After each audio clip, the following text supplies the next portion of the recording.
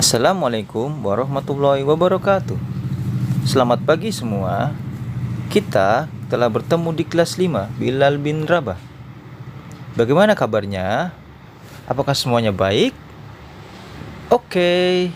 Hari ini kita akan belajar tema 1 subtema 1, yaitu tentang organ gerak hewan dan manusia. Dengan tujuan pembelajaran sebagai berikut.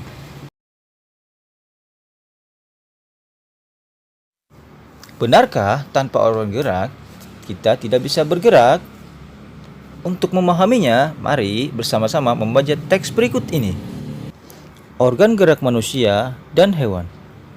Salah satu ciri dari makhluk hidup adalah bergerak. Secara umum, gerak dapat diartikan berpindah tempat atau perubahan posisi sebagian atau seluruh bagian dari tubuh. Makhluk hidup akan bergerak apabila ada rangsangan yang mengenai sebagian atau seluruh bagian tubuhnya. Gerak pada manusia dan hewan menggunakan organ gerak yang tersusun dalam sistem gerak.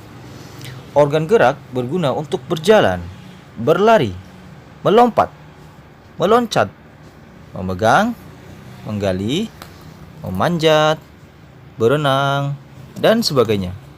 Organ gerak pada hewan dan manusia memiliki kesamaan. Alat-alat gerak yang digunakan pada manusia dan hewan ada dua macam, yaitu alat gerak pasif berupa tulang dan alat gerak aktif berupa otot. Kedua alat gerak ini akan bekerja sama dalam melakukan pergerakan. Kerjasama antara kedua alat gerak tersebut membentuk suatu sistem yang disebut sistem gerak. Tulang disebut alat gerak pasif karena tulang tidak dapat bergerak dengan sendirinya. Tanpa adanya alat gerak aktif yang mempengaruhi tulang, maka tulang-tulang pada manusia dan hewan akan diam dan tidak dapat membentuk alat pergerakan yang sesungguhnya. Walaupun merupakan alat gerak pasif, akan tetapi tulang mempunyai peranan yang besar dalam sistem gerak manusia dan hewan. Otot disebut alat gerak aktif karena otot memiliki suatu senyawa kimia yang membuatnya dapat bergerak. Pada saat otot yang menempel pada tulang bergerak, otot tersebut akan membuat tulang bergerak. Pada teks organ gerak manusia dan hewan terdapat 5 paragraf. Masing-masing paragraf terdiri dari ide pokok atau gagasan pokok ditambah kalimat pengembang. Ide pokok adalah gagasan yang menjadi dasar sebuah paragraf. Ide pokok disajikan dalam bentuk kalimat utama. Kalimat utama yang memuat ide pokok ini bisa berada di awal paragraf, di tengah paragraf, atau di akhir paragraf. Simak contoh berikut.